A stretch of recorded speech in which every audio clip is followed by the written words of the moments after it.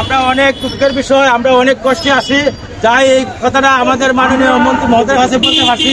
এই আমরা মহান আল্লাহ রাব্বুল আলামিনের কাছে আমরা কৃতজ্ঞ।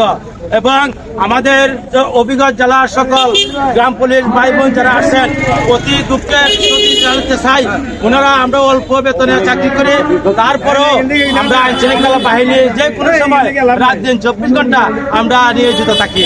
এই আশা ব্যক্ত করে আমি মাননীয় প্রধানমন্ত্রী জনাব তারেক রহমান সাহেব ওনাদের কাছে আমাদের সারা বাংলাদেশের গ্রাম পুলিশের পক্ষ হইতে ওনাকে আন্তরিক মুবারকবাদ জানাই।